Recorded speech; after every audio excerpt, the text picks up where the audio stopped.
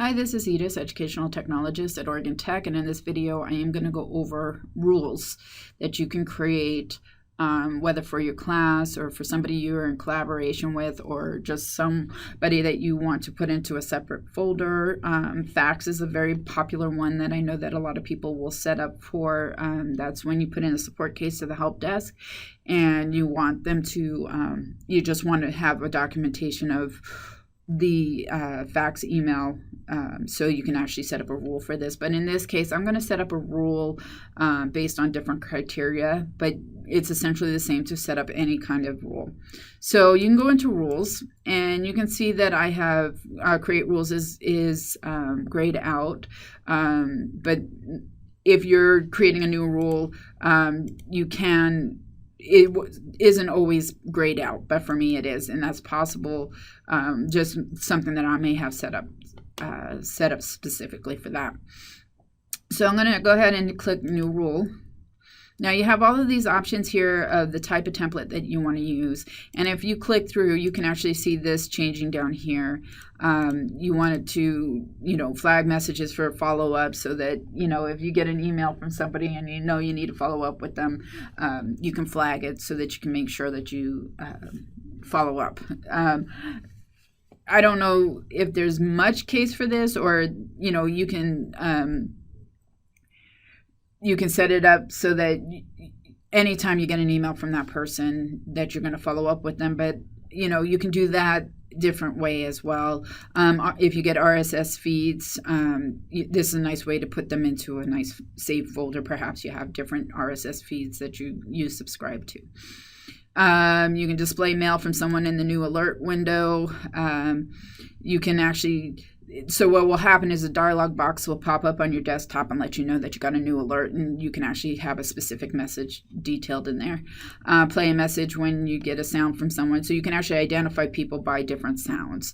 Or you can send an alert to my mobile device. I haven't set that up. I haven't tried it yet, but if you are interested in it, please let me know, and I will definitely do more research for you. Or you can just do your own rule here. I usually like to work with the the words or subject line in a folder or messages from a particular somebody. For this instance, I'm actually going to use the specific words in the subject because I think this might be relatable to people who are instructors, especially if you want your students to email you. This might be a good way to set up your classes on your sidebar here and create a new folder for them. And then you would have all of your students in a particular class you would be able to see it quickly instead of having to read through all your email messages. So I'm going to go ahead and go with this. And so my specific words that I'm going to use is actually class 1. So if you use the section number or the identifier for your class, this is where you would put it. And I'm going to put in group 1 because actually I'm going to have 4 groups, say, in my class. So I can actually have my students specify class 1, group 1, so that whenever that email comes in from those individuals in that group,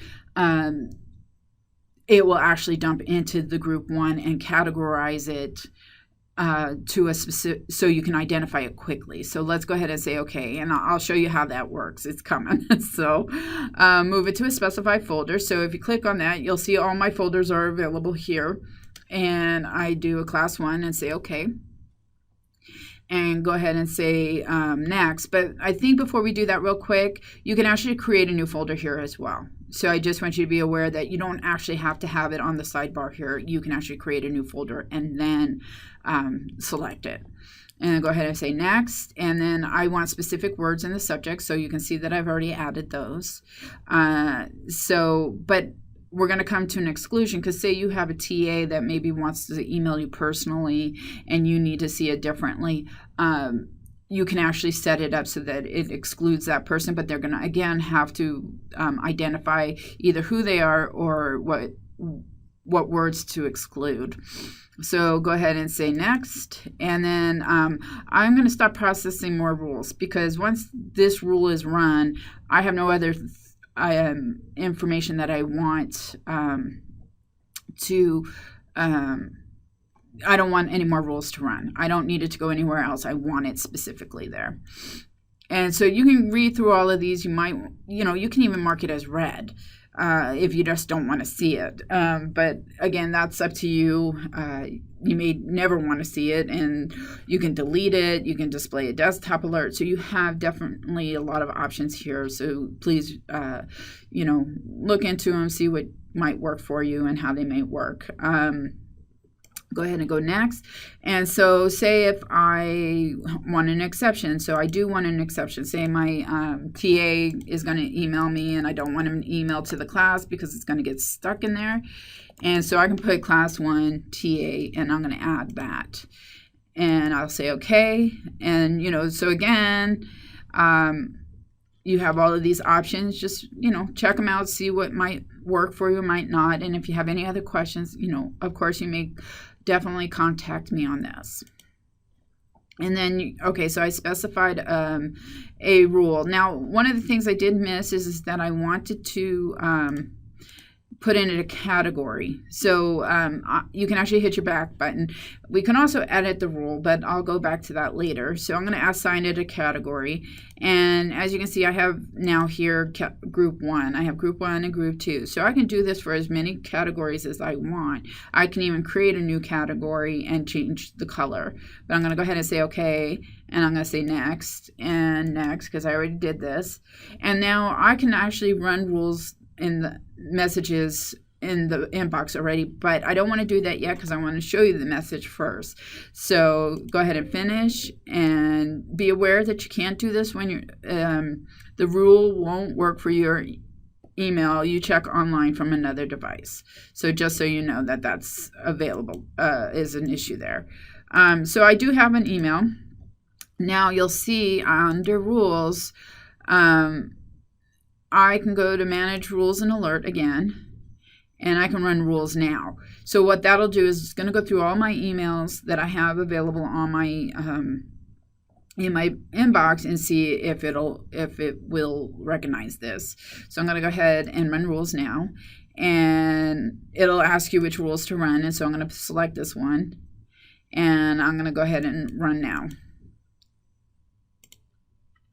I'm going to go ahead and hit close and say okay. And as you can see, now it's moved down to the class 1. And here's where that category comes in. You can see it here and you can see it here. So if I have a different category, so say I want to go ahead and do a new rule. Let's see. So we can't copy. I was kind of hoping that we can copy and paste, but let's go ahead and just do a new rule and do the same thing. Specific words. It takes a little bit of setting up, but it's to me it's worth it. Especially because it helps you just identify things quickly and easily. And I'm going to go ahead and move it also to the specified folder. Say okay, next. And with specific words in the subject, we already got that. So remember, you want them to definitely run to put it in the subject line their class number and group, and say okay if that's the way you want to set it up. I should be specific about that. And then again, we don't want if it comes from my TA, so I'm going to do class 1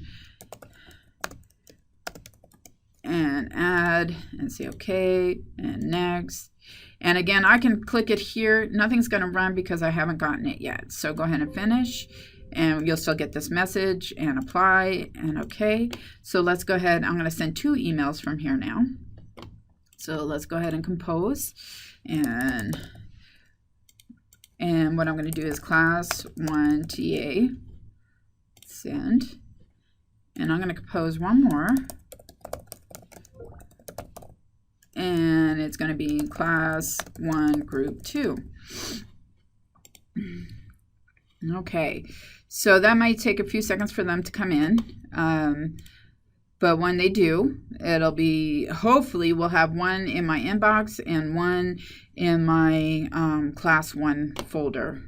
Okay, so there we go. I actually got 2 emails come in. You saw them. So here's the class 1 TA. So it actually came straight to my inbox like I asked it to because I put the exception in.